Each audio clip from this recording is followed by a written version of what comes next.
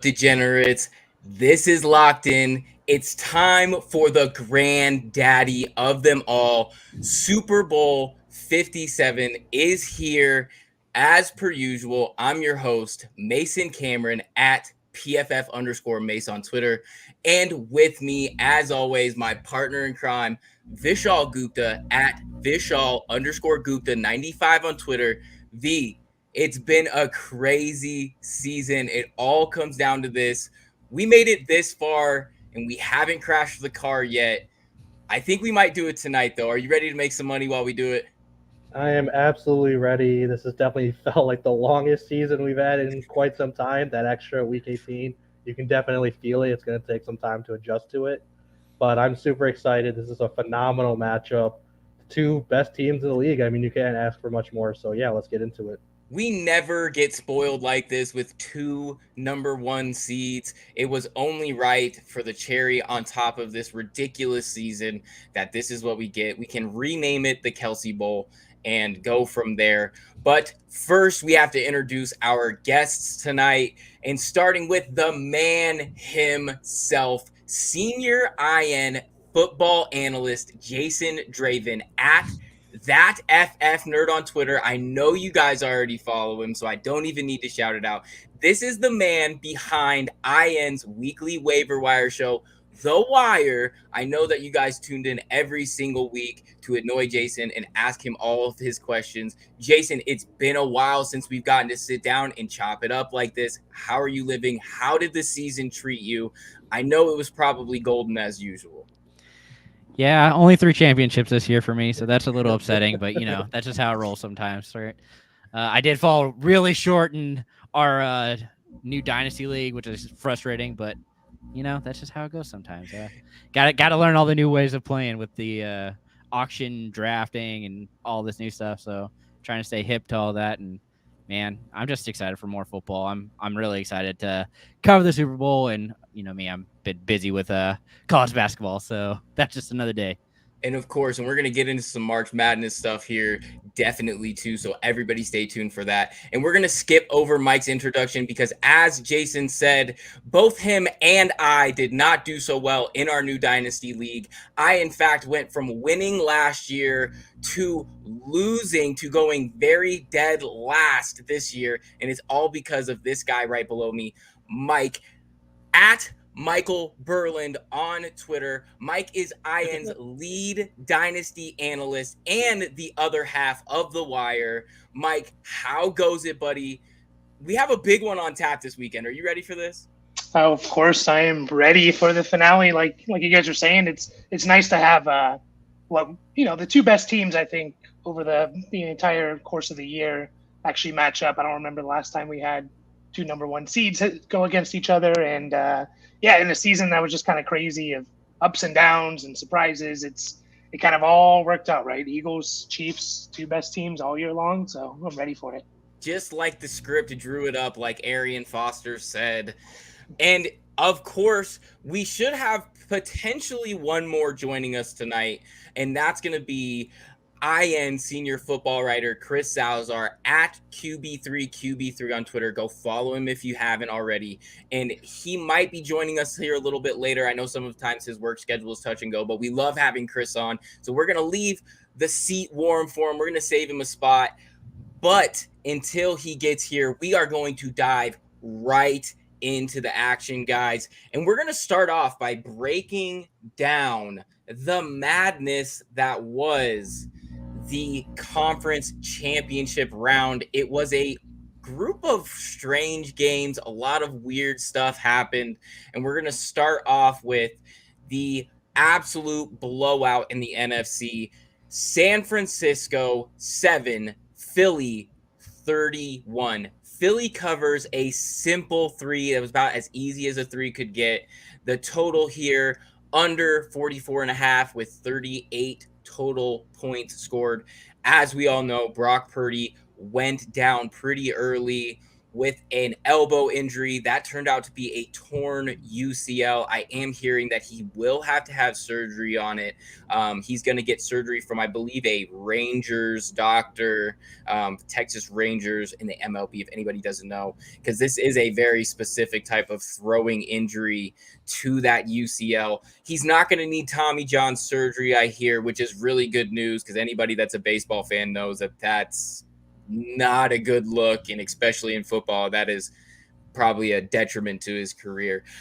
Unfortunately for the Niners, Josh Johnson took over and he did not play well. San Francisco just looked like a shell of their former selves. They had 3 turnovers, 2 fumbles from Deebo Samuel. They had just 164 total yards, and Philly was hitting on all cylinders. They hit 31 points on just 269 total yards, an absolute masterclass in efficiency. I'm going to start with you, Jason. What did you make of this matchup in the NFC? I personally was surprised that even with Brock Purdy going down, that this team didn't respond a little more resiliently. What did you make of it? I mean, it's just the fact that they weren't able to really work with Josh Johnson. He struggled the second he came in. It clearly wasn't ready for it.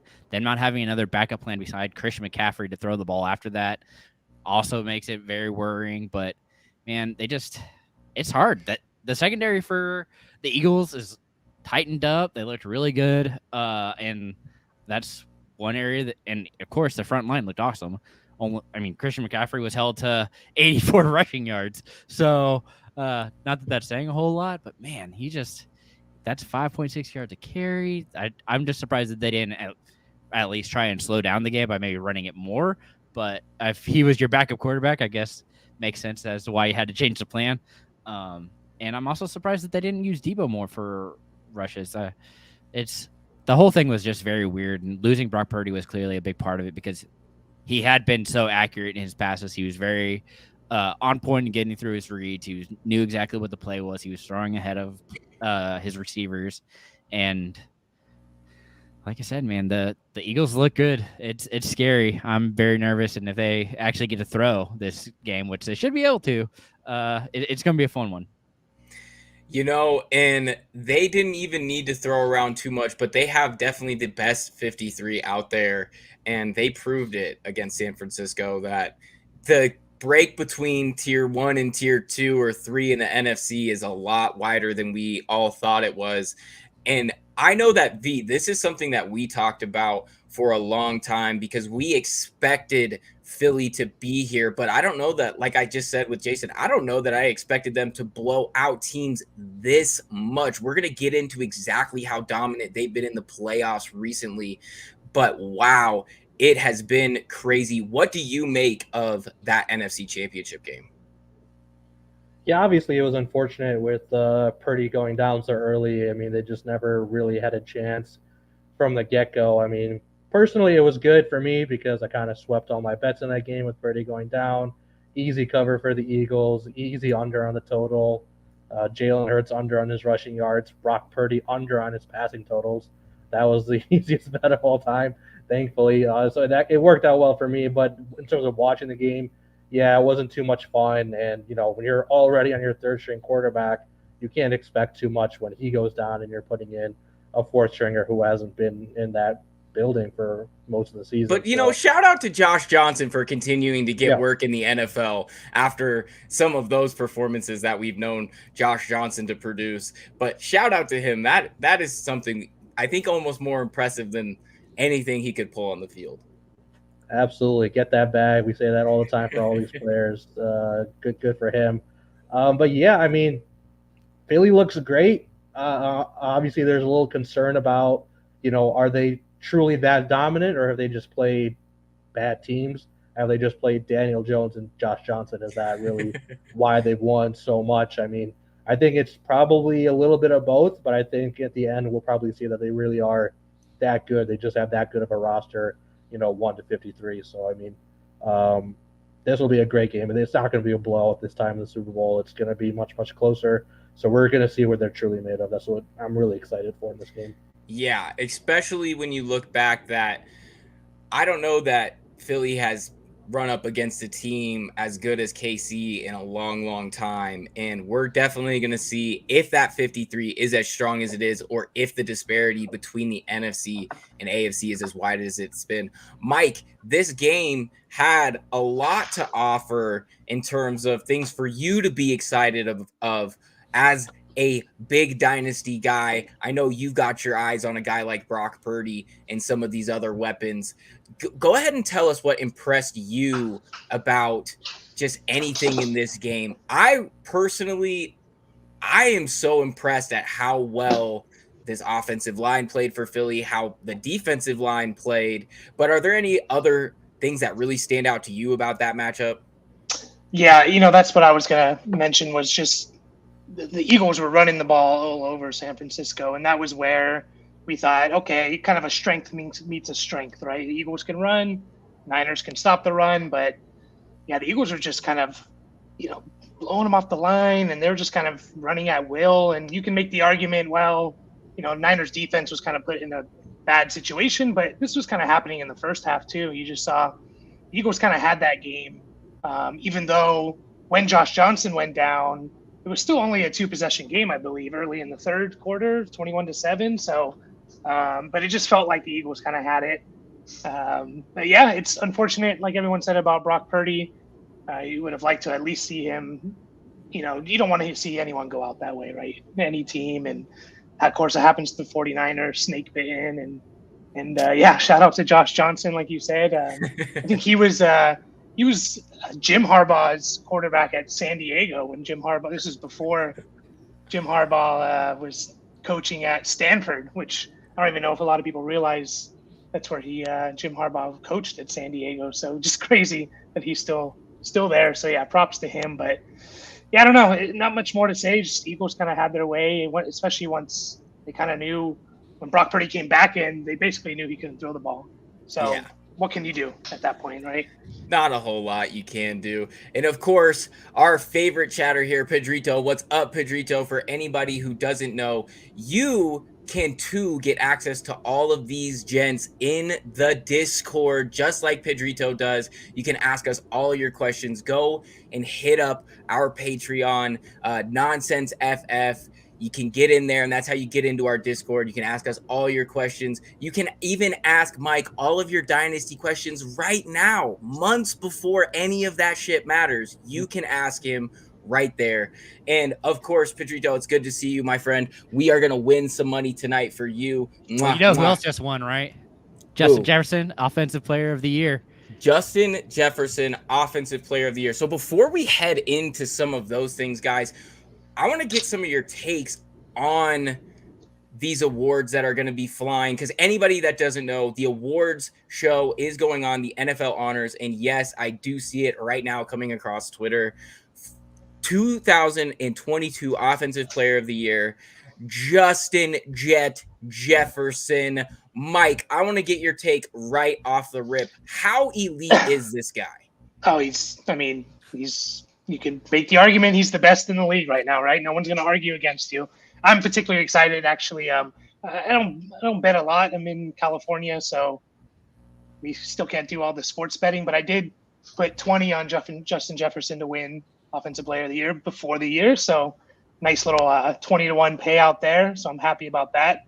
But yeah, he's a stud. Actually, even though I bet on Jefferson, I think I probably would have gone or voted for Tyreek Hill. I was a little more impressed with his season. I know the counting stats favor Jefferson, but just switching teams and 3 different quarterbacks throughout the year.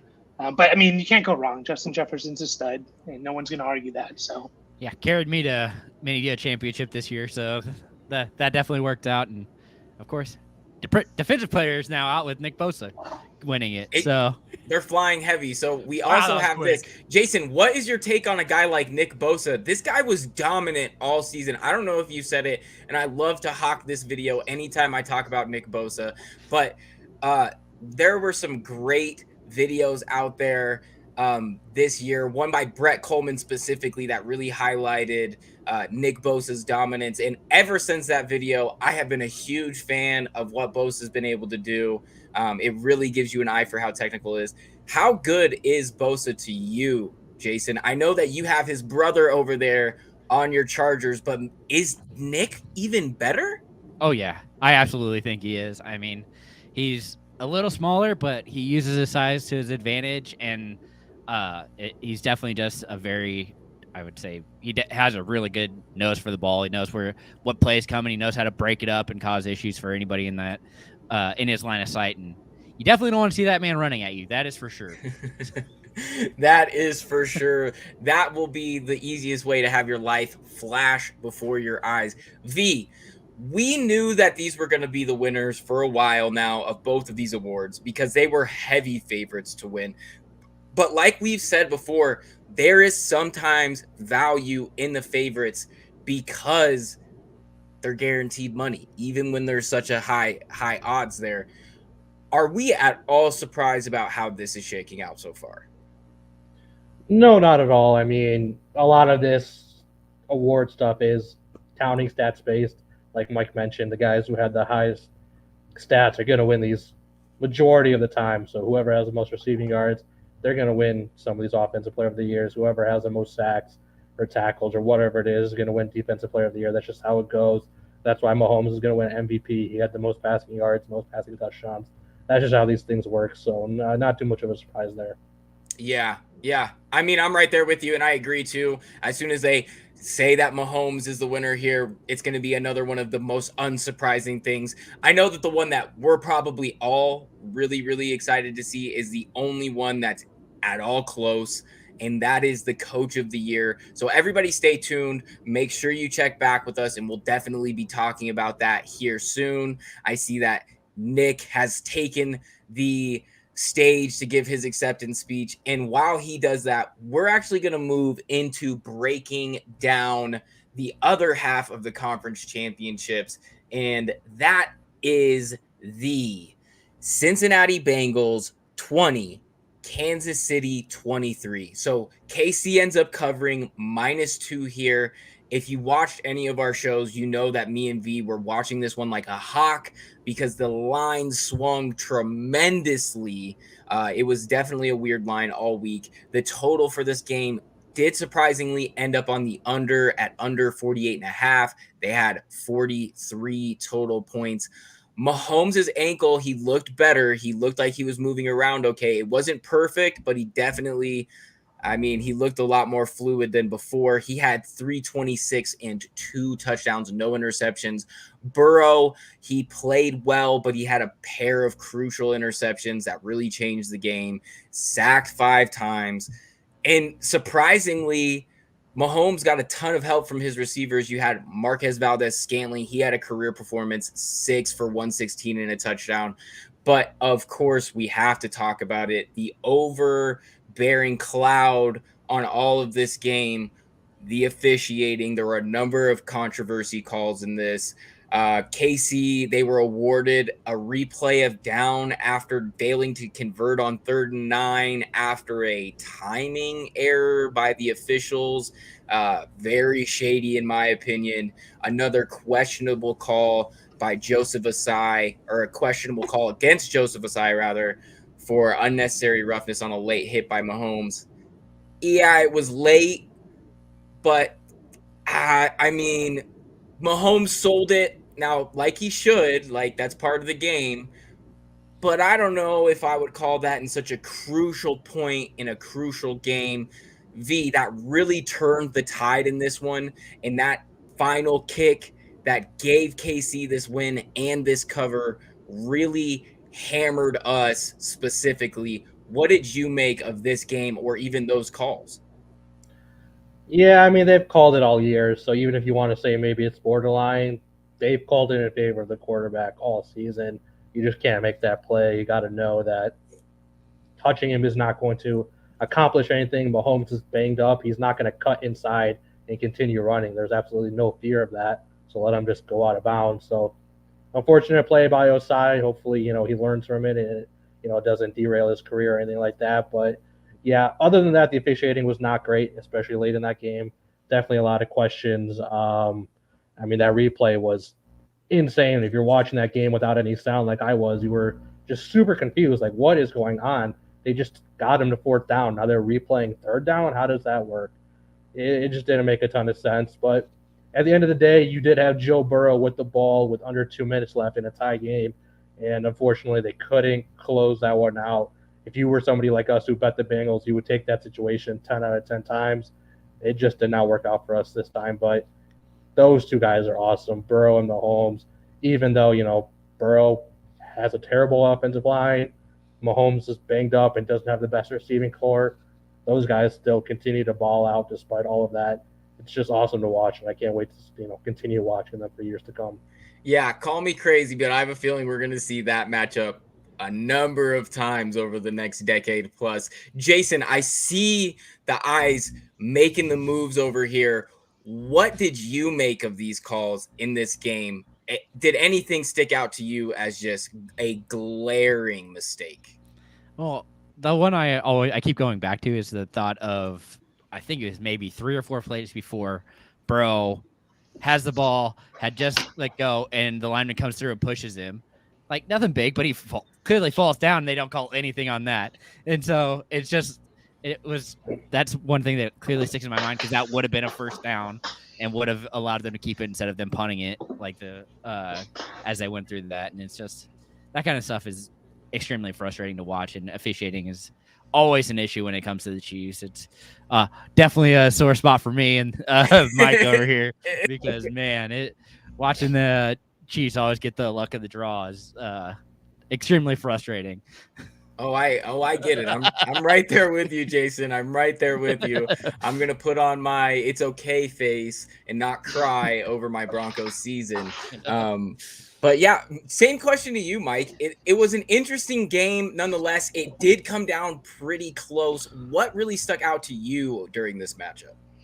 Yeah, I mean, I was in the camp of I thought the Bengals were going to win as well. I think a lot of people were. So just to see the Chiefs go out there, their defense played pretty well and held Burrow and Chase and Higgins and Mixon and all of them in check. And yeah, questionable calls. I do think it was a late hit out of bounds, and but yeah, and then the replay of the down was very strange. I felt a little better when you saw the replay and you did see the field or the side judge coming in before it was snapped, so you felt like okay, because it was you were starting to buy into the scripted NFL there for a second when we first saw that, for sure. But overall, I was impressed with Mahomes. I mean, the guy had a high ankle sprain, and that can sideline people for a long time, for several weeks. And we've seen it. And so, yeah, it's just impressive what he was able to do. MVS having a big game was a bit of a surprise. But I think it's something that's kind of necessary for them, especially in this Super Bowl matchup. Someone besides Kelsey is going to have to have a game. And yeah, like you said, it came down to Burrow had the ball with a couple minutes left, and I think we all thought he was going to go drive his team down and take the lead. And, the Bengals did have their chance. So the officiating needs to get better, but do I think the Chiefs won strictly because of it? I don't. So. Yeah, absolutely agree. The plays were there to be made for the Bengals 100%, and it just didn't work out in their favor. But man, that is going to be a classic that we are going to see for years to come. Burrow versus Mahomes. And as a lot of fans of the AFC over here, I know that we're kind of all sweating that. So the new Brady Manning, or that's what everyone wants to crown it, right? I think we're on route for that one. Yep. For sure. And so we have another award that did come across. It looks like head coach Ron Rivera wins the salute to service, and another award has just come across the wire. And our guy, V, we can own this one. Our guy, Garrett Wilson, wins the 2022 Offensive Rookie of the Year. Take your flowers, V. Go ahead and tell everybody why Garrett Wilson 100% deserved this award. Zach Wilson. What else do I need to say? He had to play with Zach Wilson, and he was still awesome. End of discussion, right? Yeah. Zach Wilson, 77 yards, Zach Wilson, for anybody that has forgotten. I just right there with you, V. Garrett Wilson was amazing all season. He is my new favorite player in the league. And Garrett, if you are watching this right now, as I'm sure you're not because you're at the NFL Honor Show, my offer still stands that you can come on this show whenever you want. I'm happy to have you. But Mike, what do you make of this guy from a dynasty standpoint? This could be a guy that could really make some hay in dynasty leagues moving forward. Is he somebody that you think maybe should be a target of certain teams out there? Yeah, I remember in my dynasty league, I think I got him pretty late in the first round because everyone just saw New York Jets next to his name. And they're like, no, I don't want to take a Jets receiver, Zach Wilson. And yeah, the guy's a stud. You could just see it easily, in my opinion. Easily a top 7 dynasty receiver. I mean, maybe if you want to push it higher, you can. And I'm excited to see what he does next year, especially if maybe they get another quarterback in there, a little more stability at the quarterback position. So, I think it was basically a lock that he was going to win it. I mean, I know the Purdy people were giving him love, but there's no way you could give it the Rookie of the Year to Purdy over Garrett Wilson or Kenneth Walker, for that matter. Yeah, and our guy, our fearless leader here at IN, Steve Bonham, he posted a great soliloquy about why Brock Purdy should not have even been considered for this award. And it was a really great selling point. And granted, it wasn't a betting specific selling point, but I know that myself and Vishaal both made quite a bit of money because we knew that you could fade a third of the finalist field and still take money. But I mean, we were going to bet Garrett Wilson, our guy, anyway, all the way up to the rip. And oddly enough, Mike, there are 2 Jets rookies up for these awards. It's insane to think. It's something that we talked about a lot this season. It's a sum of their parts. I like the pieces that they have. It's just they're not fitting together quite right. And it's just the sum of its parts isn't equating to more, production. Jason, when you see a guy like Garrett Wilson, what really strikes you as impressive in his game? Just the separation. I mean, even being as young as he is, the fact that he was able to create the separation and yards after catch. I mean, he's breaking away from people and getting downfield, and that's really how it showed up. And when his quarterback needed him, he was there. I mean, that's part of the issue that I think Elijah Moore was having, even as a slot guy when he was playing, is that when your quarterback's in trouble, you have to move back toward them. You have to be in that line of sight so they know that you're there and that you're open. If you're not in that line of sight, it's hard to have any hope for you and help your team. And it's the fact that Wilson kind of seems to be more of a team player is very important.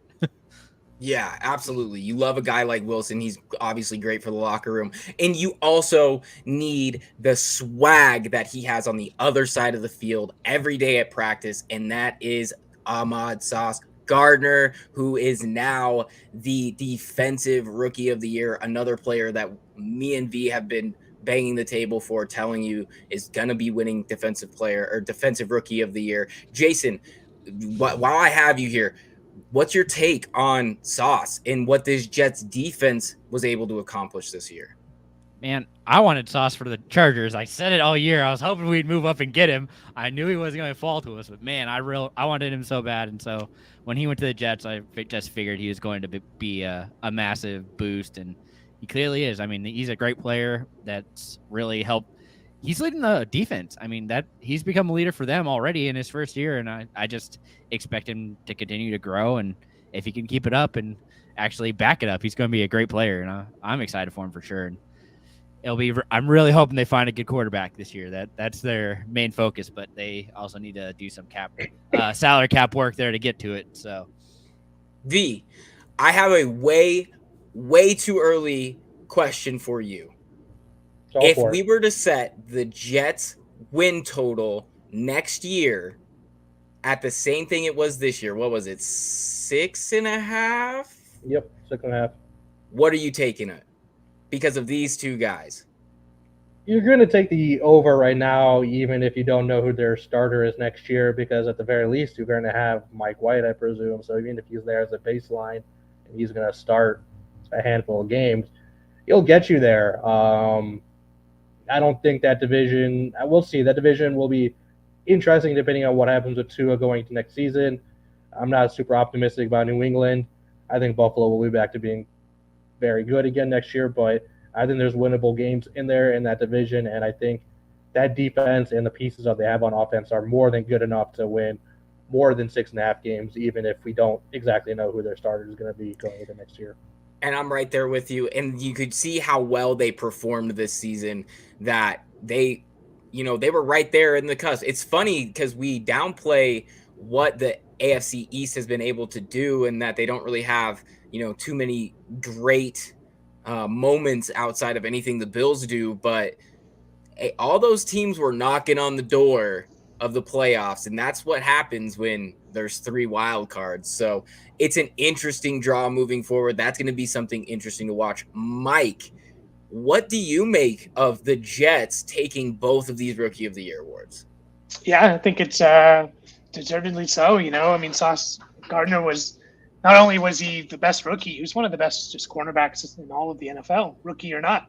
So I'm glad he won it, because there was the Aiden Hutchinson crowd, and again, if you can't quantify, you can't look at stats for a cornerback, and counting stats, it's like, well, how are you going to get any stats if they're not throwing the ball your way, right? So yeah, glad to see it, and yeah, I like the Jets a lot. And if they can get one of these quarterbacks, it just feels like they could really take a huge jump, almost like a Brady to the Buccaneers type of jump. I'm not saying they're going to win the Super Bowl if they get Rodgers, but I could see them, being a threat to go deep into the playoffs by getting the quarterback situation figured out.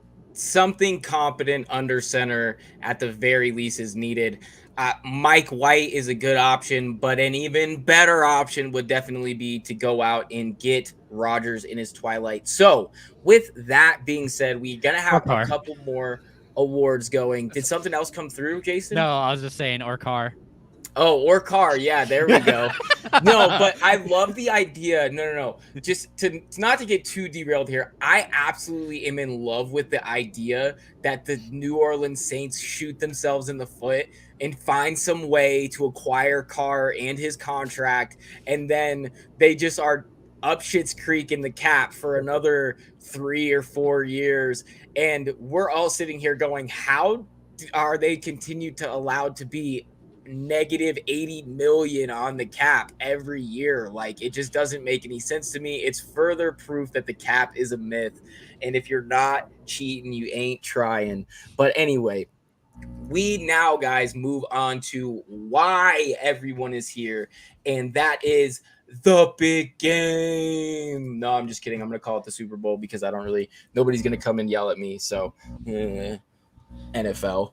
But anyway, so we are starting off with the matchup that everybody came here for. We have Kansas City against the Philadelphia Eagles. The spread for this game is a little different in some spots. You're going to see it at about -2 for Philly, -1.5. The total for this game, 50.5. So I have a couple of trends for you, business as usual here, gents. So some of the KC betting trends that we've seen this year, they are 7-11-1 against the spread this season. That is tied for 4th worst in the NFL. That's something that we have talked about a number of times this year. They continue to be heavy favorites in a lot of games, and they haven't been able to cover in most of them. That's not going to be the same this week, though, because they are underdogs. They have only been a dog twice this year. They are 1-1 in those situations, and both of those games came in the first 6. So it's been a pretty long time, and most of those games were actually one of those was Tampa, while people thought Tampa was supposed to still be good, and they ended up shitting the bed. And then we also had Buffalo. Obviously Buffalo got the better of them through that one. But on a good note, KC was able to cover last week against Cincy, as we talked about, off that last-second field goal. But some less favorable news. They are just 3-7 in their last 10 against the spread. That's not a great look. And we have just one over since Christmas. That's not a great trend for the over in this one, which is a pretty hardy 50 points, even with a pair of good defenses. That's still a tough, or offenses, that's still a tough number to hit. But for Philly, we have some other trends here. They are 2-0 against the spread in the playoffs, 43.5 spread margin in the playoffs, as me and V were talking about earlier. Is that because they are so good, or is that because the schedule has been pretty favorable to them? They haven't seen a team near as good as KC since as probably all of January and most of December, frankly, the whole back half of the schedule. They're one of 13 teams, though, that do have a positive against the spread record. They're 6-0 as well when favored by 7 or fewer points. And just like the Chiefs, which is another really surprising trend here, just one over since Christmas. I don't know what to make of that. It really does scare me away from the total in this game. V, I'm going to start with you here. Help me make some sense of this matchup. What are you identifying in this one? Yeah, I wrote this up for my favorite bet of the week piece this week. I like the Eagles to win outright and cover this game. It's only -1.5, so if they're going to win, they're very, very, very likely to going to cover. I mean, it's hard to imagine a 1-point game, even though that would be extremely exciting. It's just there's not that many 1-point games in the NFL. So if they're going to win, they're very likely to cover. So you might as well make some extra money by taking the spread rather than the money line for the Eagles. And my reasoning for the Eagles is kind of their team is built in such a way that they don't have to rely solely on Jalen Hurts, as we've seen throughout these playoffs. If you look at Hurts' passing stats over the 2 playoff games, he's got like 250 total passing yards or something crazy. He is not throwing the ball all that much. He only has a couple passing touchdowns, very few attempts, very few completions. And that's just because he doesn't have to do that much. They are so good at not only running the ball, but also playing suffocating defense that even if he has maybe just an average game, you can count on some of their other guys making plays. You can count on A.J. Brown maybe making a crazy catch. You can count on one of their running backs breaking a long one. You can count on Hassan Reddick making a game-breaking play, maybe getting a scoop and score, something like that. He's capable of doing that. Whereas on Kansas City, it feels very much like they're reliant 100% on Mahomes. And if you're going to be reliant on anyone, you want it to be Mahomes. I understand that, but it just creates a much smaller error margin for them. If he does not have just a truly outstanding all-time MVP type game, they could be in trouble. Like, nobody is counting on MBS to catch a ball over 2 defenders and take it to the house. He's not a guy who's capable of doing that. You're not thinking of anybody in that secondary who's going to be able to make a game-changing play like Darius Slay or James Bradbury can do. So I just feel like overall there's more avenues to victory for Philadelphia, whereas for Kansas City, it's the only avenue was for Mahomes to have just a fantastic game, which he's clearly we know he can do, but it's just not worth it to bet on them in that situation. I'd rather take the Eagles with how good and talented they are top to bottom. It makes a lot of sense because in order for KC to be as dominant as they can, they need to possess the ball. They need to have possessions. They need to put points on the board. And that all flows through Mahomes, obviously. And the Eagles are really built well to make that not happen for them. They play great defense. They're great secondary. They run the ball really well. They're really built to take down elite powerhouse offenses. Now, this is going to be one of their biggest tests in a while, so we're going to have to see if they could really show up for it. Jason, what are you seeing from a betting standpoint with these two teams? It's a couple of heavy hitters, and this is a close line. What are you identifying for this one?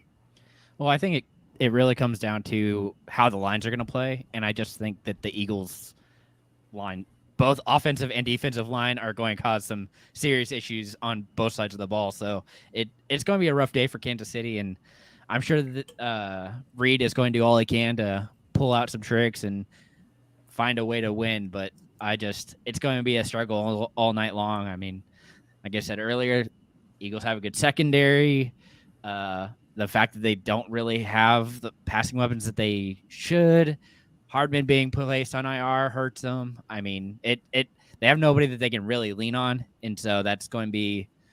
It could benefit them, I guess, because of the fact that maybe they don't know who to guard. Maybe they have somebody that they do let it go because it's that person's not going to get it. So, and with that kind of in mind, I think the Eagles win and cover, so that's not that big a deal.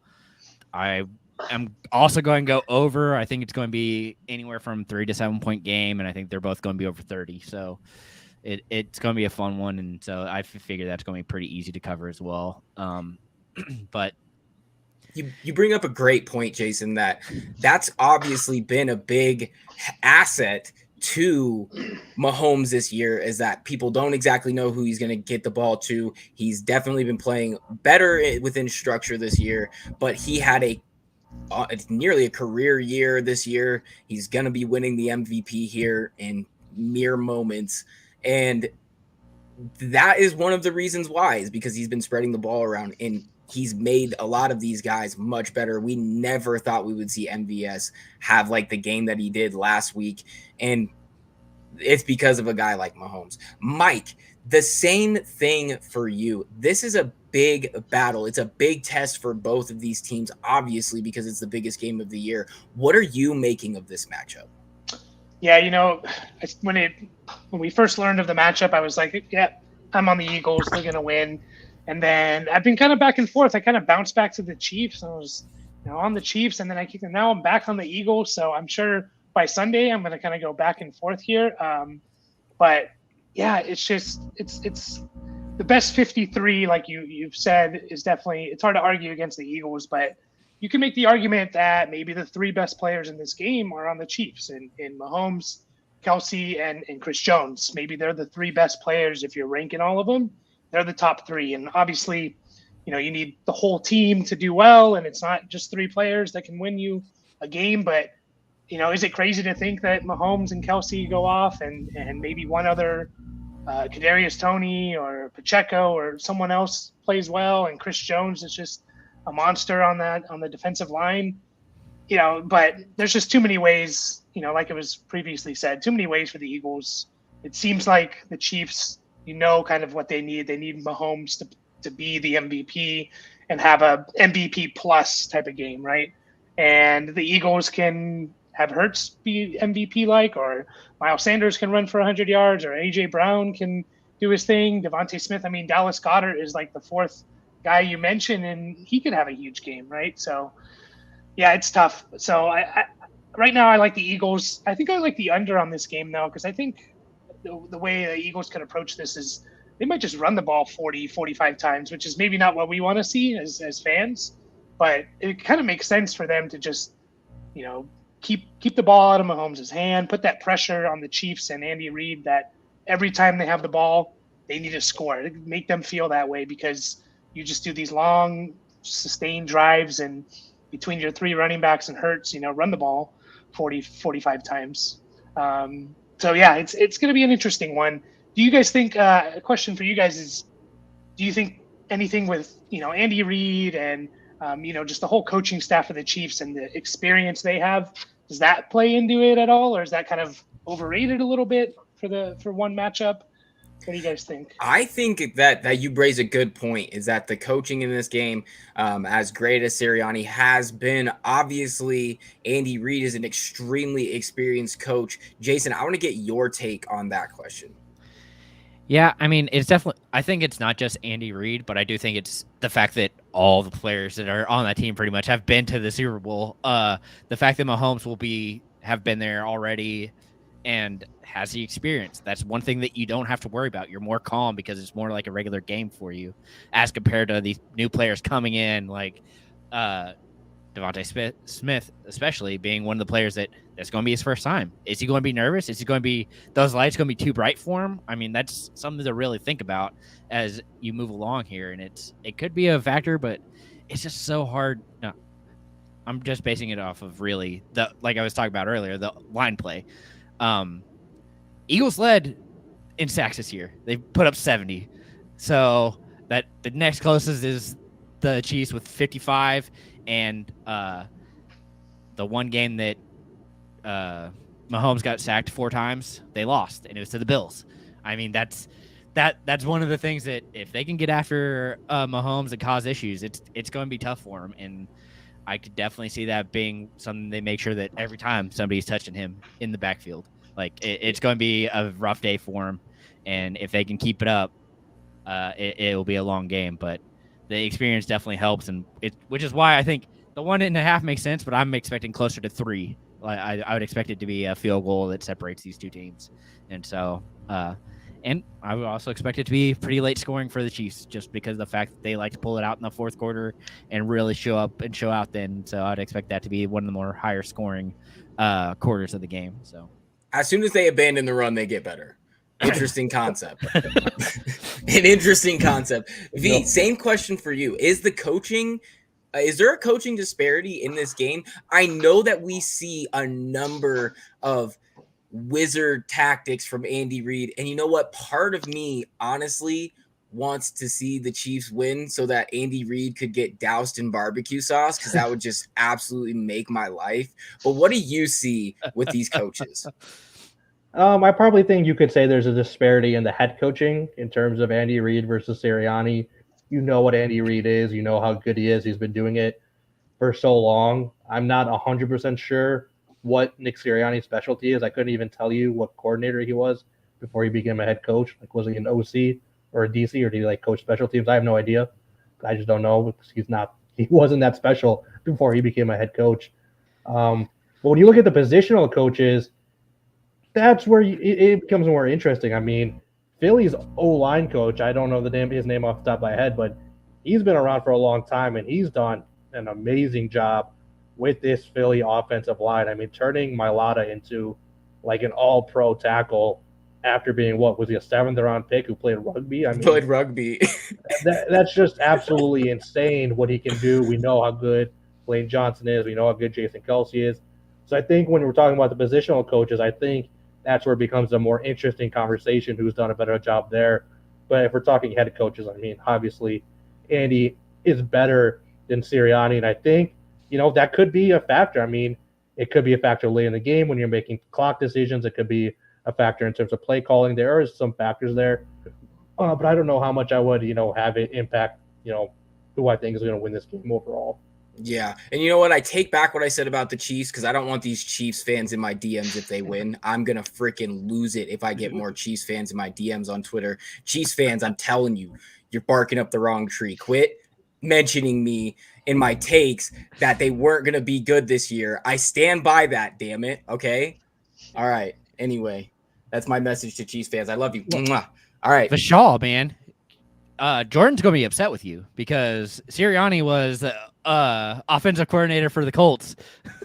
I stand behind V. I didn't know. I mean, what have the Colts done in the past 10 years to make me know who their OC was? Yeah, that's what I was about to say, too. The fact they've had winning records for the entire time with the random quarterbacks has been pretty impressive. They play in the AFC South. That doesn't impress me.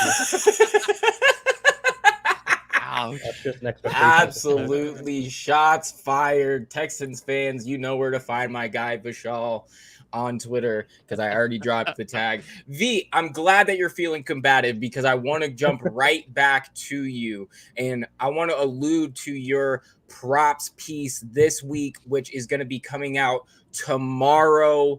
I forget which time, tomorrow afternoon, so everybody keep an eye out for that. And I know you have a couple of guys you're targeting in this one, and one that I specifically am targeting too here, which was Devontae Smith. I actually, in another preview here, I wrote up Devontae Smith as an anytime touchdown for PFF as well. I know you're targeting him this week too. Tell me a little bit about that matchup that interests you. Yeah, I took his over on 61.5 receiving yards. The main reason is this is not going to be a blowout. I think we talked about that. We don't expect this to be a blowout. It's going to be a much closer game. That's going to result in more pass attempts for Jalen Hurts, which he's had very few of this postseason, which is why A.J. Brown and Devontae Smith's receiving totals have not been very great so far through 2 games. But with more pass attempts for Jalen Hurts means more targets for both of these guys and Devontae Smith and A.J. Brown. And I really like Devontae Smith to win a couple matchups in this game. Kansas City secondary has allowed a couple guys to, have good games so far this postseason. Zay Jones had 83 receiving yards. T. Higgins also had 83 receiving yards and a touchdown. Both of those guys are number 2 receivers on their team. Devontae Smith is the Eagles' number 2 receiver, so I think we're going to see some similar matchups there. And he's just a guy who he only needs 2 or 3 catches to really hit this number. He catches them down the field. He makes spectacular catches. He can run after the catch. So I think he's going to break a couple on this game, and I like him to go over 61.5. And I'm right there with you. I really love how he can attack a matchup like this when KC has 2 rookie corners playing on the outside. They have Jalen Watson and Trent McDuffie, and they've been Trent McDuffie's been decent this year, but middling in the playoffs, and Jalen Watson has been below average most of the season, but carries some prototypical size you like to see at the cornerback spot. So maybe they'll be able to try to match that up. But in the zone schemes they run, I think they're going to get the matchups they want. And what a lot of people don't realize is that as great as A.J. Brown is, Devontae Smith is the guy that they look to in the red zone. He gets a ton of red zone work, actually leads this team in red zone touchdowns this season. So I'm excited to see that matchup. And as we've talked about during the breakdown of this game, that there are opportunities for the Eagles to throw the ball. Now, maybe they won't have to if they can, incorporate a game plan that runs heavy and keeps the ball away from Mahomes, but I'm right there with you. I think that they're going to be forced to throw it at some point, and I think that they can answer the call with this matchup. Jason, I know that you have some magic hidden somewhere for me in this enormous list of props, enormous matchup potential.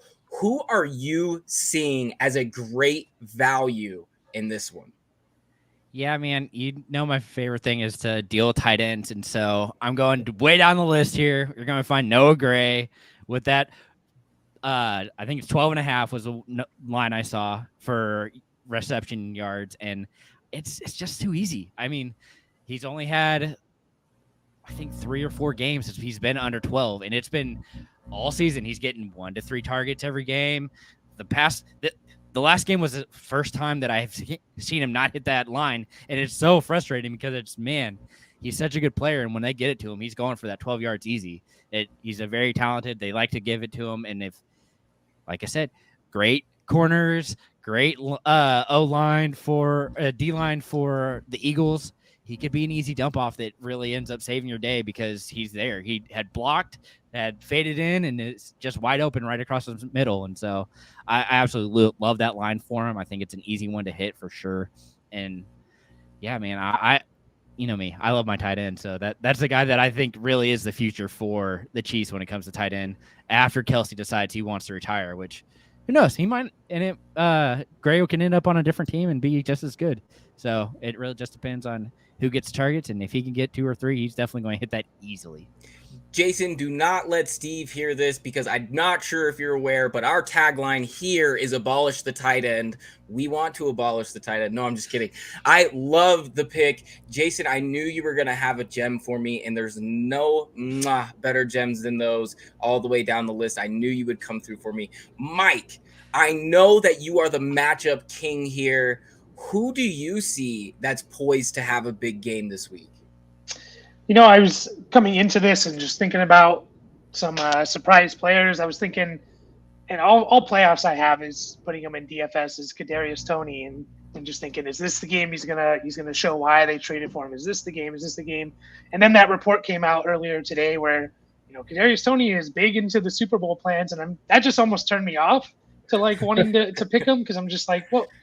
Where is this coming from? Who's leaking? He's going to be the punt returner, Mike. That's how it's going to work out. He's going to be returning all the punts. Yeah, returning all the punts. And but if the game plays out like we think, with the Eagles' pass rush is swarming Mahomes, he's going to need to get the ball out quickly, right? And Toney kind of fits that type of player. You just throw him the ball on a screen and kind of let him see what he does with it. And there's been flashes with the Chiefs where you've seen they kind of want to get him going, and I know he kind of went out with an injury last game, if I'm not mistaken, and but I think he's going to be good to go. So kind of like that, and then my guy Boston Scott, I think is over under 7.5 yards, and again I think the Eagles are going to come out, run the ball 40-45 times, and I think he's definitely going to get a handful of those. And so go for Boston Scott going over on his 7.5 yards. Mike, I love the Boston Scott pick. I cannot divulge any more of my PFF anytime touchdown props for the week because it's behind a paywall and my editor will definitely come and yell at me. But that might be a player to watch. Wink, wink, wink, nudge, nudge, nudge. I like that too. I'm right there with you. A tremendous value. So before we move into some predictions of the game, guys, even though we've made a whole hell of a lot of them so far, is there anybody else that we need to watch out for in this one? Anybody else? Not nobody specific until maybe we talk about MVP predictions at the end. But I mean, obviously the quarterbacks are the two guys you want to watch out for. But I think there'll be some other guys we can talk about when we talk about MVP. We'll definitely talk about MVP here. Jason, is there anybody else that you're identifying in this one? I mean, I might take the first touchdown score to be Jalen Hurts because I think he's going to have to show up. And I feel like that's how it's going to work out for him. He's going to get the ball and he's going to have to run it in himself to show that he's the man. So I'm really feeling that for this week.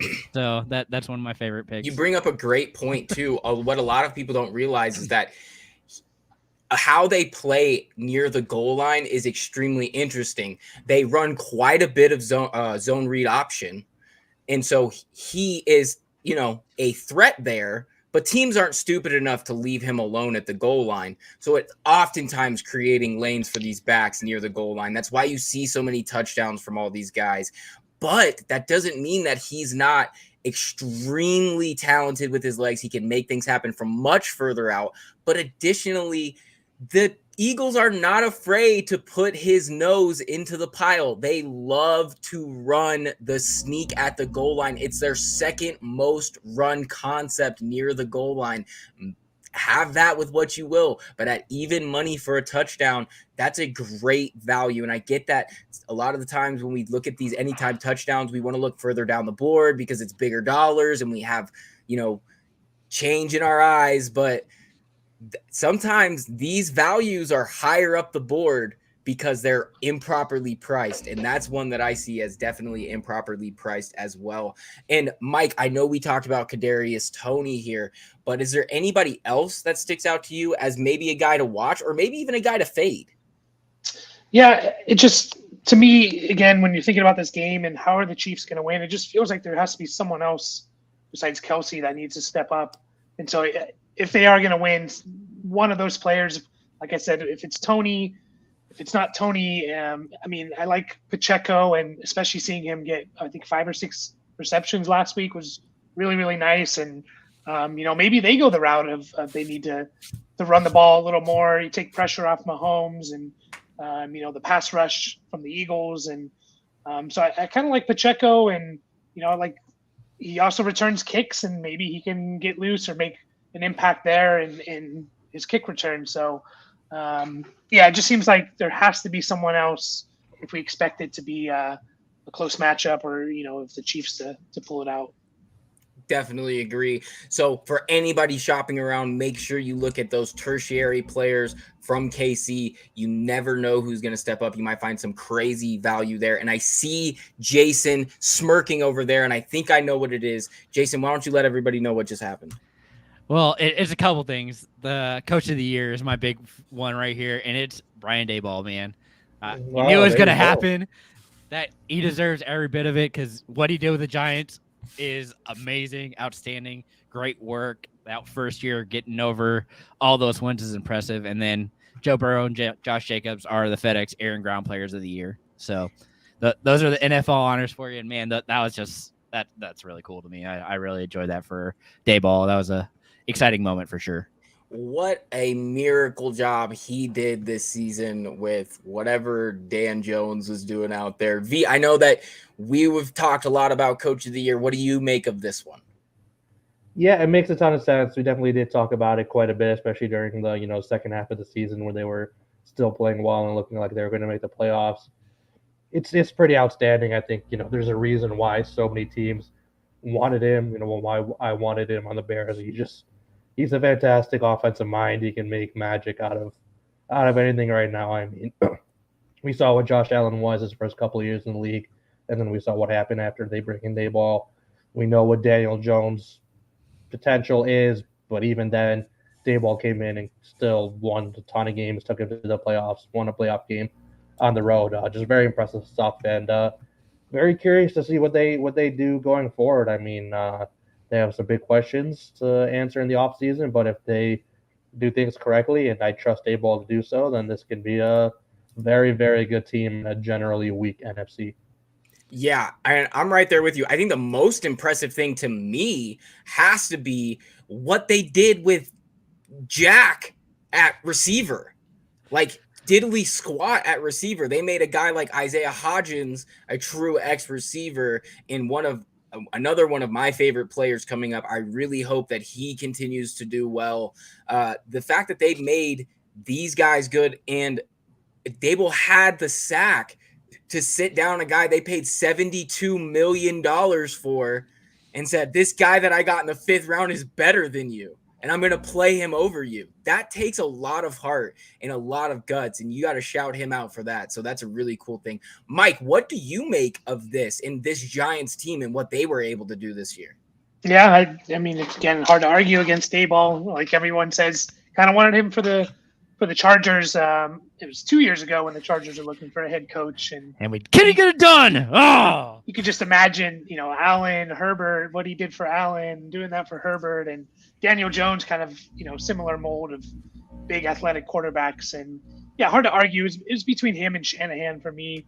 Kind of hard to argue. It's like we kind of get bored with, yeah, Shanahan's been there, done that. Let's bring in the new guy, get him Coach of the Year.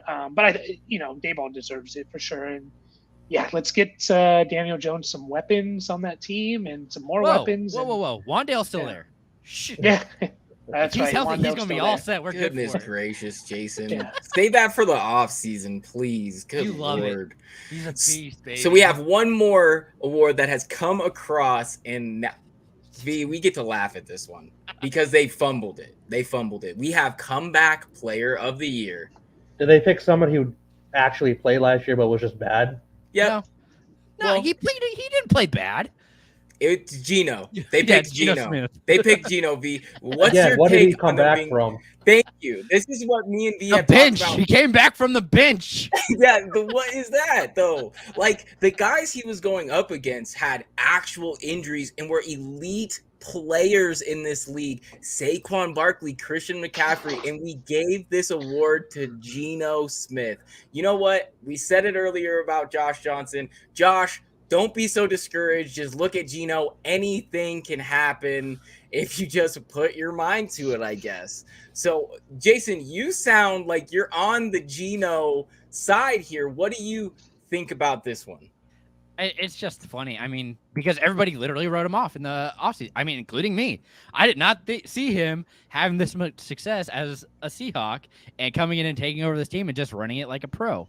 And it was very surprising. Granted, Lockett is a big part of that. DK is a big part of that. Walker and Penny were both big parts of that. I mean, the fact that they were able to do so much offensively was very impressive, and he led that team, and it shocked me. So, yeah, I come back over Saquon Barkley, who's been consistent all year. I mean, he's one of the most consistent players. He drives me insane. I absolutely hate that he's like that. He isn't ever going to explode off the sheet. And now CMC, he's always been that consistent player. He's always at the top. He's always one of the best players, even on these limited touches. He still continued to produce. And the fact that Geno, literally everybody was like, oh, there's no reason to draft him. Dude, he was solid all year. He was so consistent. It was annoying. And it's impressive that he was able to do so much and when everybody had written him off and just took it for his own, and I'm extremely impressed that they were able to do it. So good for him. Good for him for sure. We love to see success stories, even if it's from your own making of demise. Mike, what do you make of this for comeback player of the year? Were you leaning towards Gino, or were you kind of on the side of one of these backs here? Yeah, it's a strange award because it's like you guys are saying, like, what did he come back from? I can understand it a little It's more. almost Gino. a slap in the face. It's almost like, Yeah. sorry, Gino, you were awful. We accumulatively agree. Everybody, the consensus was Gino was terrible, Yeah. and now he was better. I guess it's cool to win an award, but it's also a bit of the slap. Sorry to interrupt. Yeah, no, you're fine. You're fine. I think, as a Chargers fan, Phillip Rivers won it one year, and he like never missed a game in his career. It was like, so he won it. He played 16 games the year before, and he somehow won it. So it's just one of those like, what are we doing here, But I'm calling it right now. Russell Wilson. I'm going to put money on him. Comeback player of the year next year. He's going to do it. I love it. I love it. I don't think you don't want to be Dylan on Mason the show over again, there, do you? No, he's going to come back. He's going to be great, Mike, And Mike, I'm sorry, you don't come on the show a lot. I have one rule. You cannot slander my Broncos like this right to my face. The nerve of this guy. No, I'm just kidding. It's a great story, Everyone wants to see Russell Wilson do well again, and I'm calling it now. I'm putting money on it if you can. All right, there we go. And we tied it all back into betting. And you know what? I think there's only one real award left on the board. We're going to make our predictions, though. We're going to let the suspense build, even though you already know who's going to win MVP. And we'll talk about that here in a few. But now we're going to head back into our predictions for the game and see what the guys are thinking about scores and spreads and all that. I know we've already touched on a lot of that, but I think we're going to start with Mike. Mike, when this thing is all said and done, who is going to be hoisting the Lombardi Trophy? Yeah, I think I'm going to have to go Eagles. Jalen Hurts, he's going to take it home, and it'd be pretty cool to see, kind of everyone kind of wrote him off and his college career and being drafted. He was drafted second round, but yeah, it'd be awesome to see. I think the Eagles take it. I don't think it's going to be a particularly high scoring game. Like I said, I think it's going to hit the under, something like a 24-21 type of game. But MVP, it's hard to not see Hurts winning, him not winning the MVP if the Eagles win. But there's a couple guys. I don't know if we're talking about that right now, but go ahead. Go ahead. Yeah, a couple guys that are interesting. Like Devontae Smith. There's some pretty interesting odds because you can see him. If the focus is on AJ Brown, and like we said, Devontae Smith has kind of been the guy for the last several weeks. Getting more targets and. But yeah, I'm gonna go Eagles 24-21, and Devontae Smith is the Super Bowl MVP. That is beautiful. We love to see it. V and I will definitely love for that. And for anybody following along at home, if you are shopping Super Bowl MVP, I am seeing that you can get Devontae Smith at plus 3,100. That is massive. We love to see it. And that would be a juicy payday for anybody. And Jason, same question to you here, my friend. What is your final prediction for the big game here coming up Sunday? Yeah, I'm going with the Eagles. I think it's going to be 34-31 for the final. Like I said, I thought it was going to be a higher scoring game. I think that's about where I'd have it. Looking at MVP, I'm actually going to go a little lower down the board and go with Hassan Riddick as your MVP, just because I think he's going to be the one who gets to Mahomes, and that's going to cause issues for the team.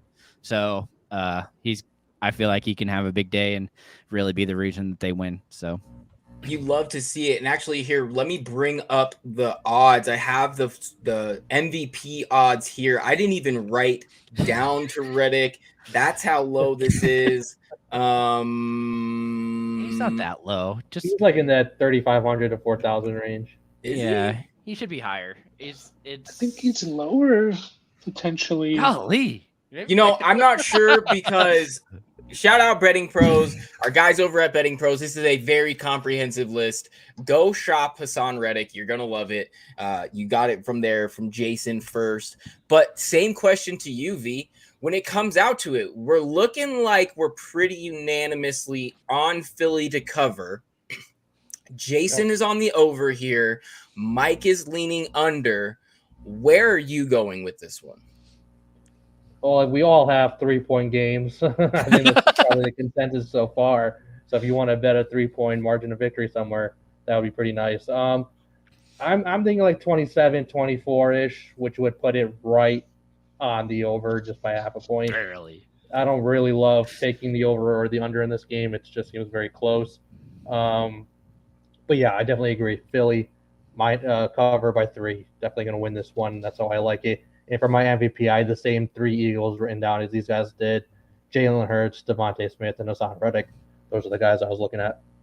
And that's a great draw here. And when we talk about shopping in these markets that aren't just 50-50s or aren't like just the 2 options over unders, when you get all of these names down the board, you can get some immense value, especially at the top of the board.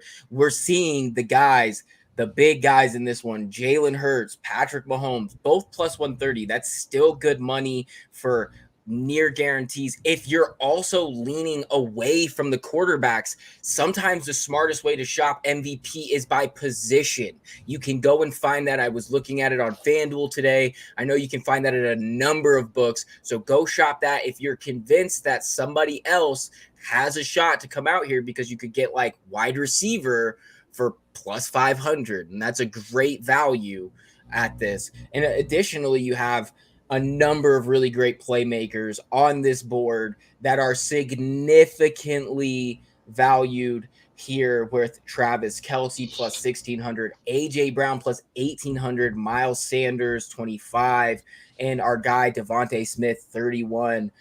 The tag team of running backs in KC up there at 5,000, 6,000, and Dallas Goedert at 6,000. So you're getting a ton of value. Just make sure you shop around. We'll preach it until kingdom come. Make sure you're shopping. That's how you get the best value. Let me just say, for Super Bowl MVP, since 2003, the winners have all been either a quarterback, a wide receiver, or a linebacker.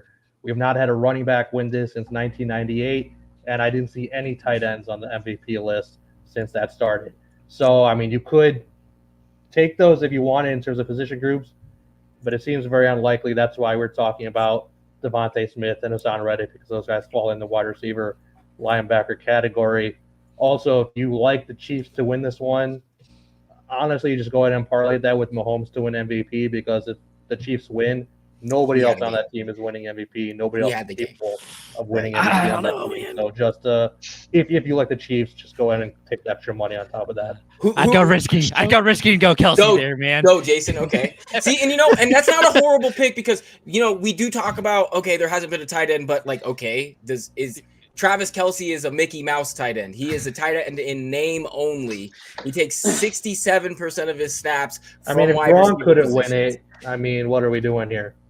Yeah, you raise a great point. You do raise 13-3 Super Bowl. Gronk couldn't win that one. I mean, it's just this award is a little sketchy, to be honest. Yeah, it's definitely a narrative award. Yeah. A lot of MVP awards are narrative based, and we talk about them. They're like, oh, so there's the statistic based. Super Bowl MVP is even more narrative based than the regular MVP. And let's just double check: has Pat Mahomes been named MVP of the season? Not yet, so we'll circle back to that, but we're going to touch on some props here. The best thing about props. So shout out to our guys at Gridiron Fantasy Football Experts. I don't even know them. Probably don't want to read them anyway.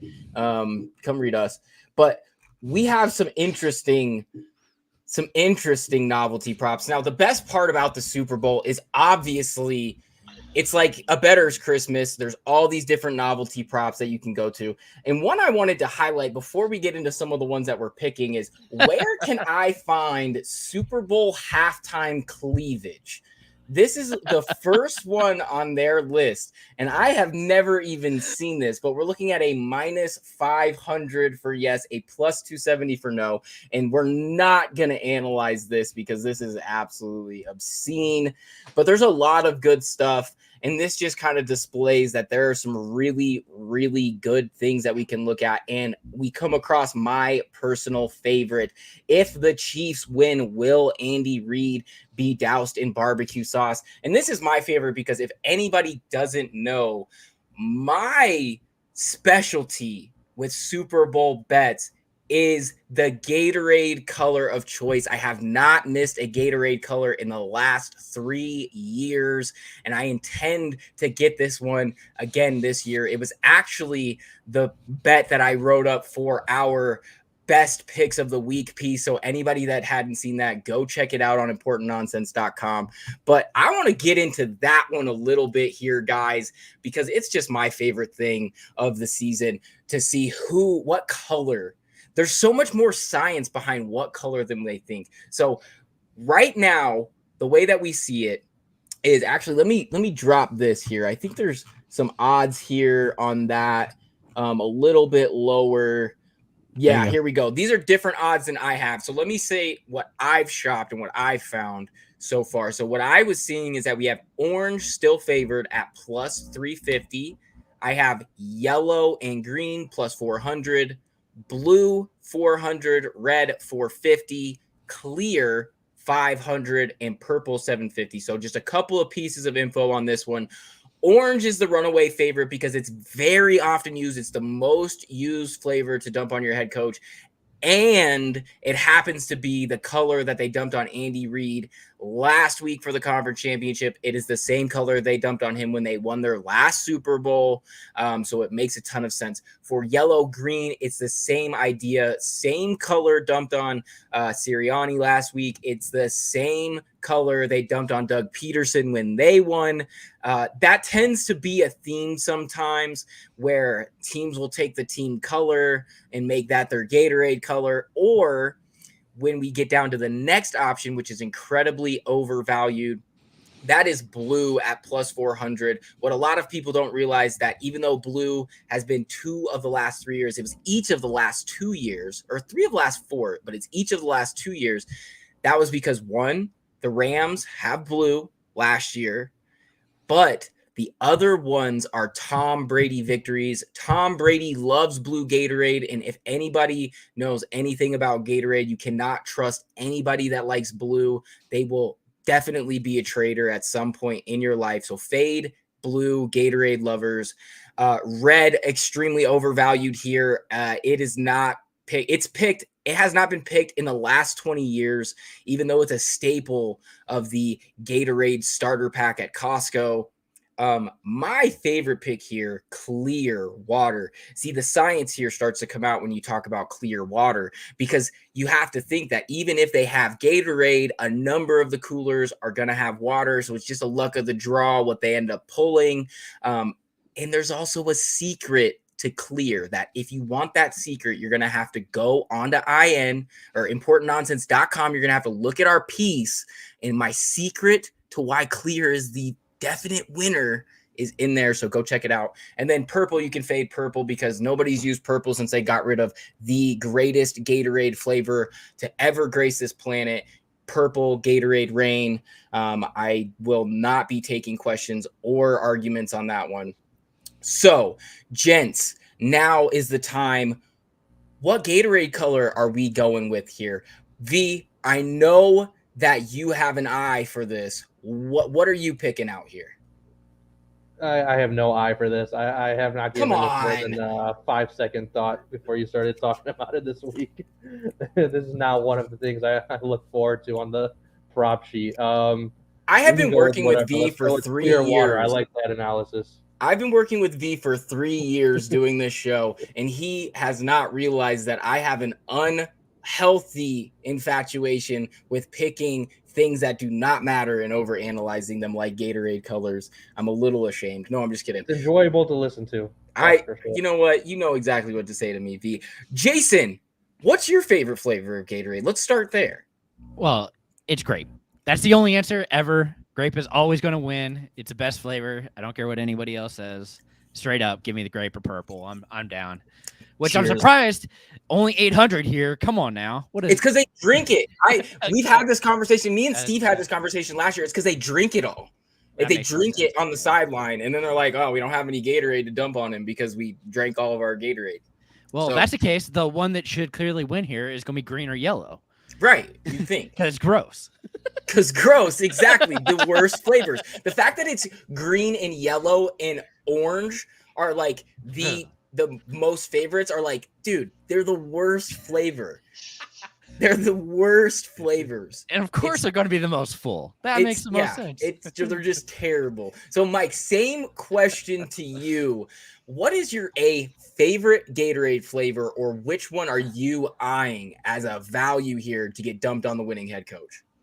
Yeah, I'm a red Gatorade. I think I just like the traditional red Gatorade. In terms of what's going to be thrown on the coach, man, I want to see green, yellow. That has to be the favorite if we think the Eagles are going to win. But I do like your theory about the clear water. I never really thought about, hey, they actually have water on the sideline too, not just Gatorade. So that's an interesting one. But I kind of want to see history. And I know you mentioned it about the red has never been dumped in 20 years, or has it been the history of this? Is there ever in the Super Bowl, or just since they've been tracking it? I mean, you know what? We started betting on weird shit about 20 years ago, so that's about as far back as they've been looking. But yeah, so pretty much like just the red. I want to see history. I want red.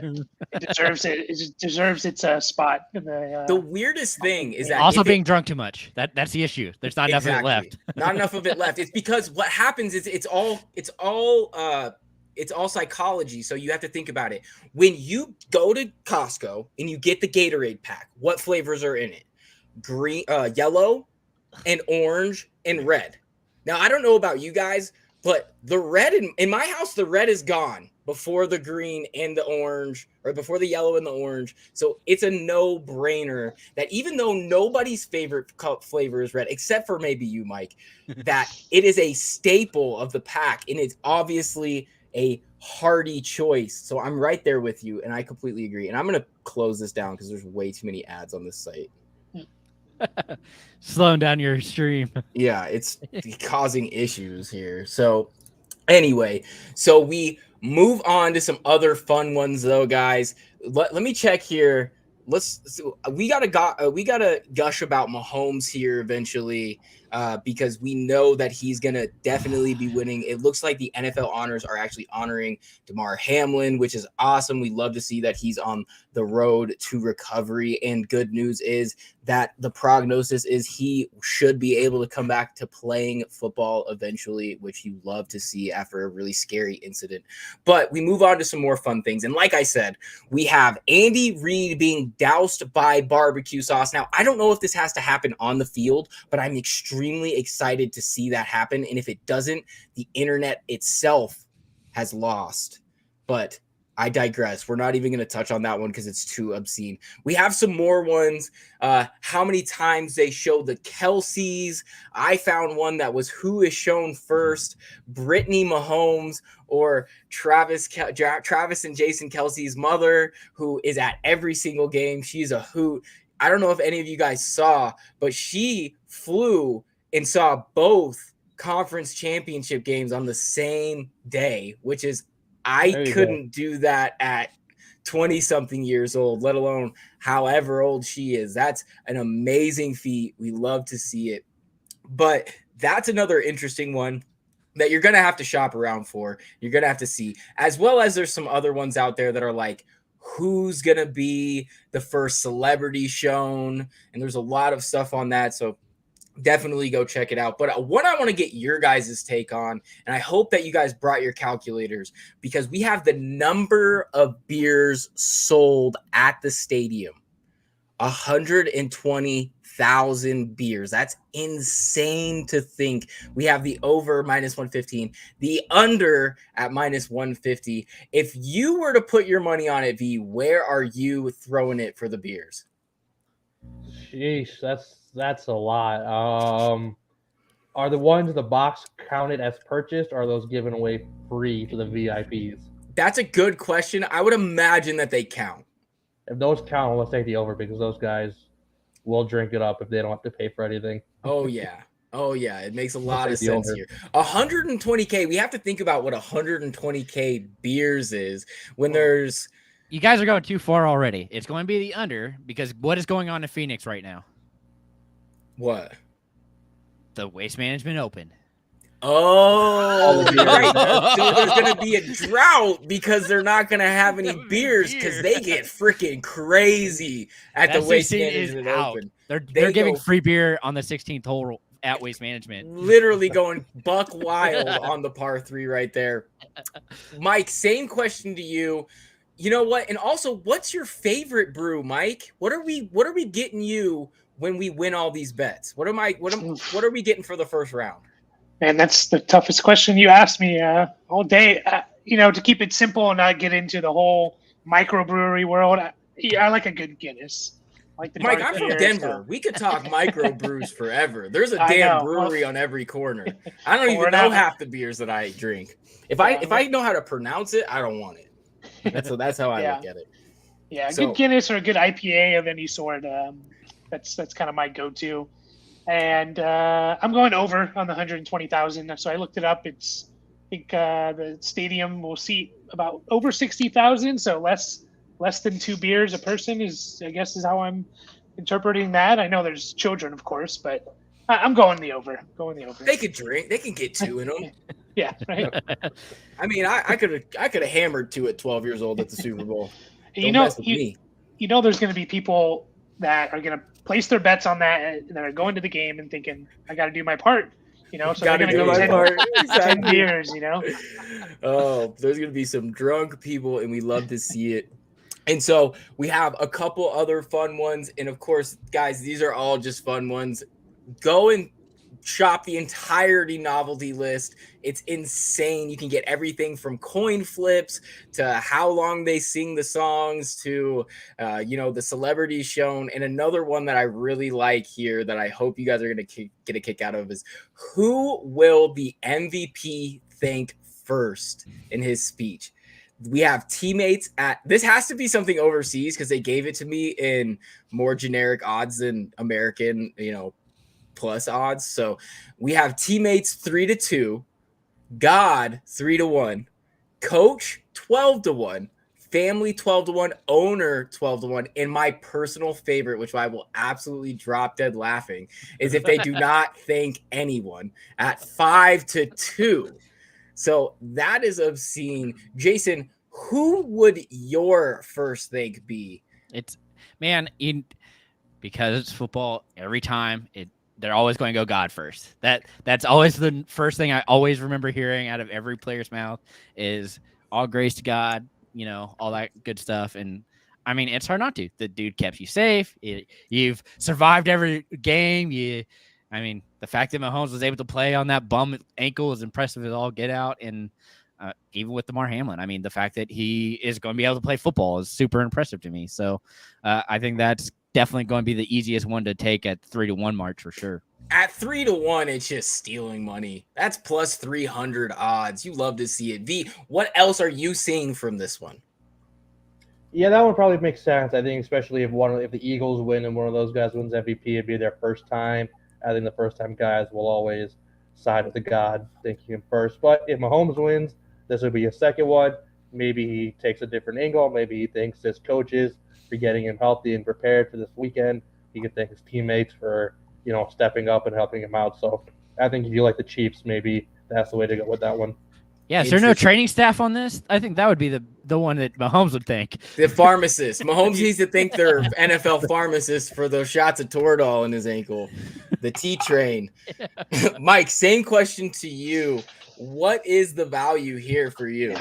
Yeah, it seems like the God, is the easy choice. I think I heard that they were doing this with, or maybe I don't know if it was a bet or not, but they were talking about it when LeBron passed, the all-time leading scorer in the NBA.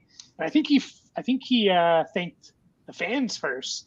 And so that would have been a sneaky, I don't know what the odds on that would have been, but that would have been sneaky. But I'd like to see someone just kind of first thank themselves. Wouldn't that be Oh something my new? gosh. Just, That I would want be to thank amazing. myself. I am the greatest. I was the greatest before I knew I Bobby on was. them. Yeah. They did all the work. Well, not all the work, but they did a lot of the work. And thank yourself, and then get to the That's everyone right. else. I'm keeping it A1 from day one, baby. I'm the only one. That's right. I'm right there with you. I'm right there with you. That would be amazing. And our last one that we have here, I know it was one that Jason identifies a lot with. We're here, Chris Stapleton, singing the Star Spangled Banner over under 2 minutes. Jason, what is your take on this one here? Man, it's one of the things that you don't want to mess up. Chris Stapleton, super great singer. I just don't see him making this super flashy. He's a pretty reclusive guy. He's very to himself, but he loves his fans. So I really think that the 2 minutes is a normal time. I'm going to go under, even though the over has hit 6 times. It's one of those things that with him, he's going to keep it simple. He doesn't want to mess it up, and he's going to show out just fine and be under 2 minutes pretty easily. And so I'm super excited for it, and I think he'll do an awesome job with it. But Chris, and if you're watching, you can definitely send Jason tickets to your next show at that FF Nerd on Twitter. You can DM him directly. Just say you know me, and that's how you get in to the exclusive club. V, do you have any lean this way either? I have no idea. I couldn't pick out a Chris Stapleton song in a list of 2. Thank you. So I have no idea what his deal is. I don't know how he's going to do this. You can pass on me. I've never been more proud, V. I'm so happy to call you my partner because I didn't know who the hell Chris Stapleton was until Jason put it on our show sheet, if I'm honest. But anyway, yeah, this flannel's for show, Jason. I don't do any work outside. Man. It's a uniform out here in Colorado, Bubba. But anyway, and Mike, do you have a read this way, or is there anything else that you're identifying on the novelty props list that you like? No, I don't have a read on this one. Don't know. Understandable. Chris Stapleton and you said killing me.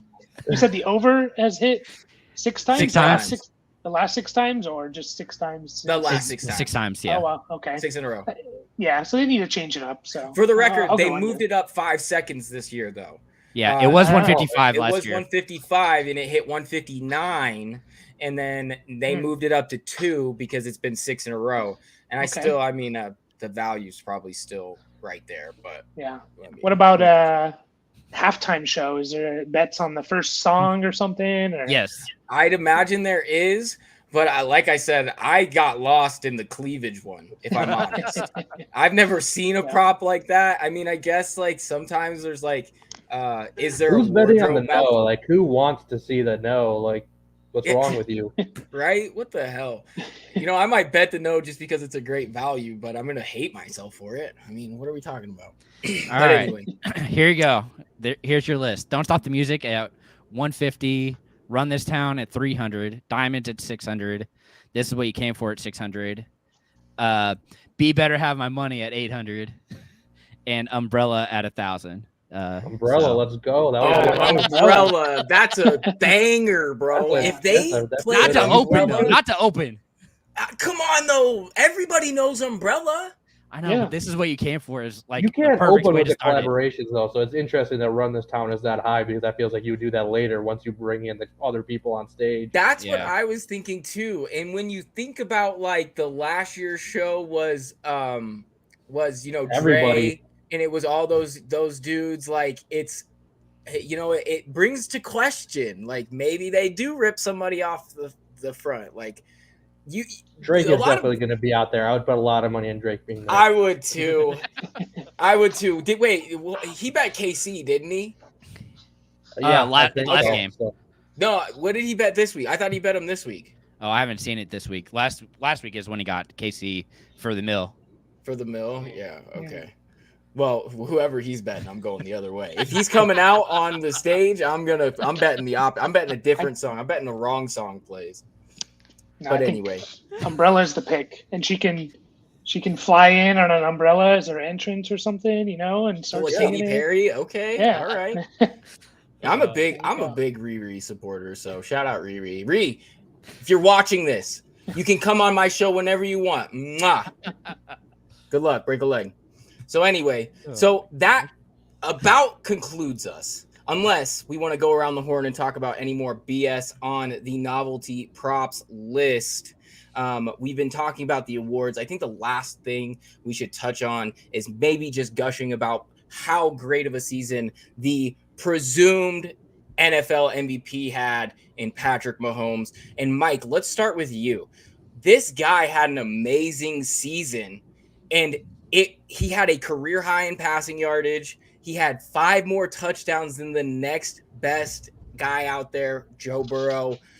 He was amazing from the jump, and everybody didn't see it coming because he was losing his number 1 receiver in Tyreek Hill. Tell us a little bit about why you think maybe he deserved this award, or if anybody else did. No, I think you got to go with Mahomes. There all year, had an amazing year, losing Tyreek Hill, and which is part of the reason it makes me lean the Chiefs at times when I'm thinking about it too much. Is like everyone's talking, oh, they only have Kelsey. It's like, well, they only had Kelsey all year long, and they were the number 1. They scored the more points than anyone in the NFL. I believe that's correct. And it's just you could have made a case for Jalen Hurts had he didn't miss those couple of games. Would have liked to see that. But knowing that it goes to quarterbacks, I think, Mahomes was the obvious choice, and it sucks being a Chargers fan, or Mason, being a Broncos fan, that we got to play against this guy twice a year, and he's, I thought this was the year. Maybe, I was with you. Like, Chiefs are going to be 3rd or 4th in the division, and look where we are now.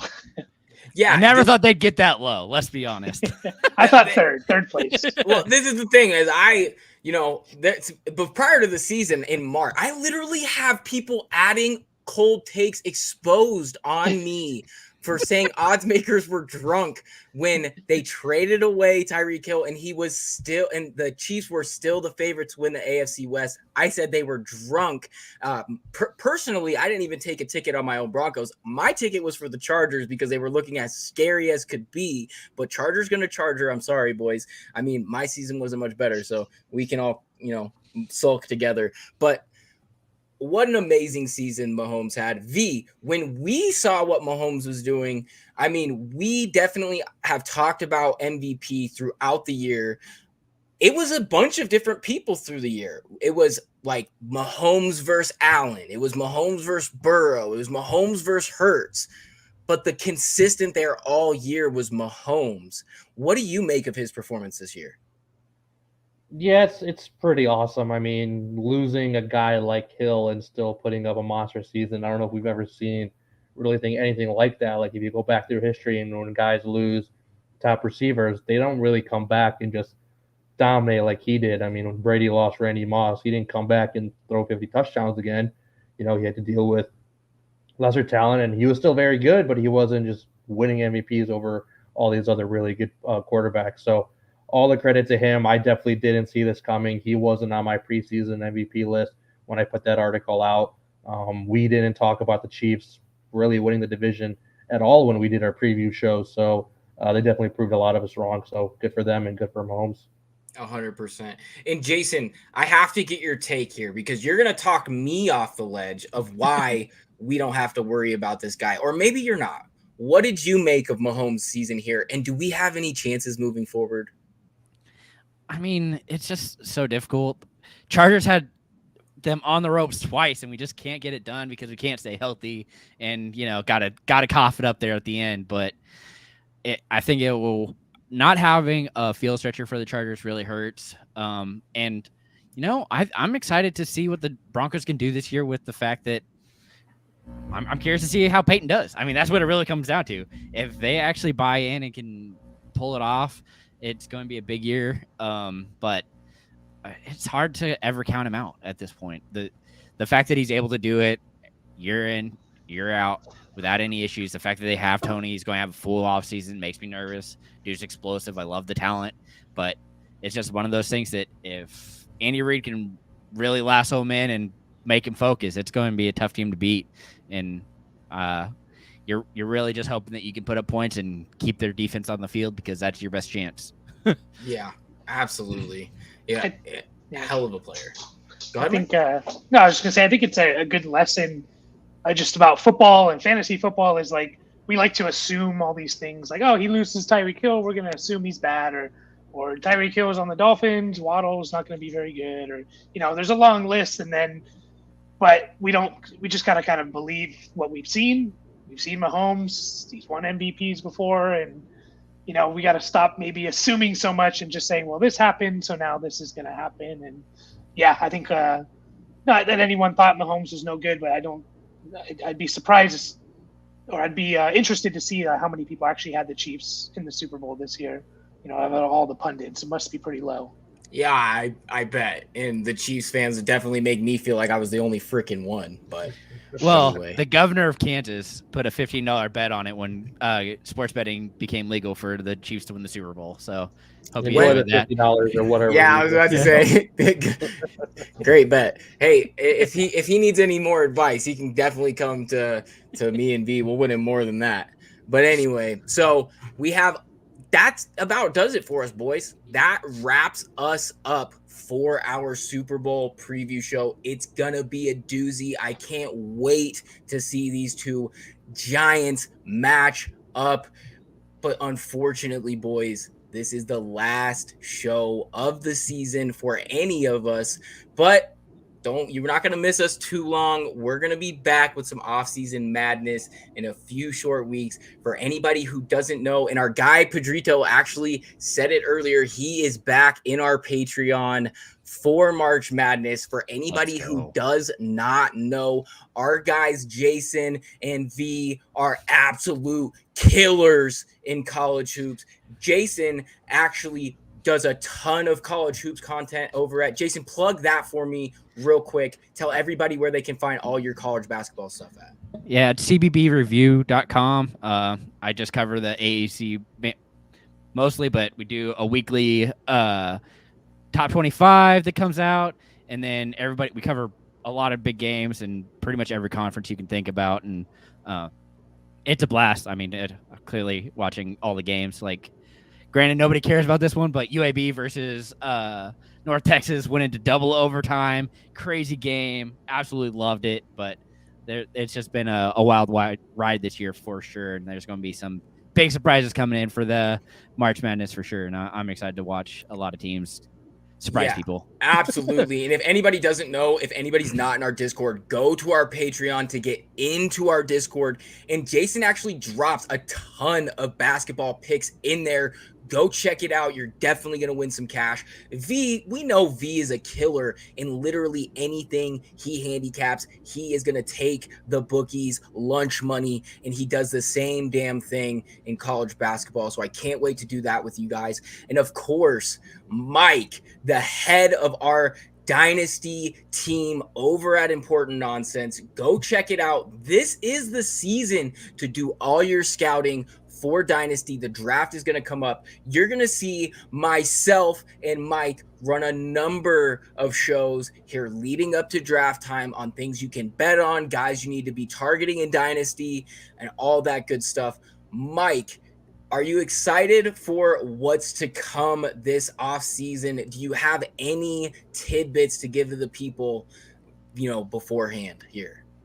Yeah, I mean, football never stops, right? So whether you do Dynasty or not, it never stops. And Super Bowl will be over, and then we're going to hear Derek Carr drama, and then it's going to be franchise tags, and then free agents and draft. So never stops. And so, yeah, the Discord, I enjoy talking to people, especially throughout the season, the Discord. But we have a lot of other stuff that we're all interested in. Baseball season. I'm a big baseball guy. You can always talk baseball with me if you want. A big Padres fan there. So, yeah. Mike, don't tell me too much. I'm going to put you to work writing baseball stuff if you gas yourself up too much. I'd love to. We also, and Mike brings up a great point. We have a ton of stuff in the chamber for this offseason, so you're not going to want to miss it. We have got March Madness, we've got golf, we've got soccer, and I'm going to definitely beg, borrow, and steal to get Mike to write me some baseball stuff. So anyway, join our Patreon, get into our Discord, get all of our picks, get all of our good stuff. That's how you get access to all of the content over at importantnonsense.com. Don't miss out. And there it is. Did it come through? Yep. Call He's a- him MVP Okay. Patrick. Okay, Baby. MV Patrick is now official, and we love to see it. Or maybe not if you are a fan of an AFC West team that's not in Kansas. But anyway, last but certainly not least, shop.importantnonsense.com, promo code LOCK. That's how you get all of your good merch, and you're going to love it. You can get a perfect anniversary gift for your husband who doesn't pay enough attention to his fantasy team, and you're going to love that too. So that about does it. Do we have any parting words for the people at home? V, we will start with you. Let me just say thanks to everybody for tuning in. I think this goes for me and you, Mason. This is our first season where we got to do a full show every single week. It was a ton of fun. It was a lot of work, but we enjoyed doing it every week, and definitely looking forward to continuing it over the off season and into next year. It's going to be a great off season, especially for my Bears.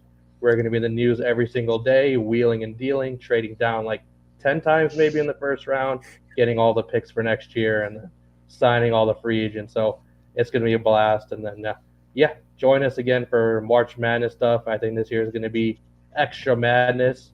I'm projecting right now 0-1 seeds in the Final Four. It's going to be crazy. So hop on board. It's going to be a good time. Love it. And I couldn't agree You more, agree my with me, friend. Jason? Come on. You know No, it. you know I love Houston, baby. Man, they're gonna roll. It's Yeah. gonna be a good year. Jason, and the same question for you, my friend. Do you have any parting words for the people at home? Yeah, go steal that St. Mary's line right now. I think it's 6.5 points. I would definitely take that with Loyola Marymount. I mean, you got to get that cash. There we go. Cash it in, baby. Cash it in. All right. I love to see it. And Mike, do you have any parting words for the people at home? Just enjoy the game, and hopefully it's a good one to kind of end this pretty up and down crazy season we had. And again, we'll be there. Join us in the Discord. Football never stops. So enjoy the game, and thanks for having me on as well. Absolutely. And before we head out, I have to give a huge shout out to my partner in crime here, Vishaal Gupta. If anybody doesn't understand, Vishaal is the heart and soul of everything that goes down here on the IN betting team. He has his hand in absolutely everything. None of this is possible without my partner V. So V, I greatly appreciate you, my friend. I cannot wait until we strap it up and do it again next season. It was It's only going to get bigger and better, right? It's only going to be bigger and better. We're just going up from here. And of course, to our number one fan, Pedrito, I will see you in March, buddy. And until next time, everybody, good night and good luck.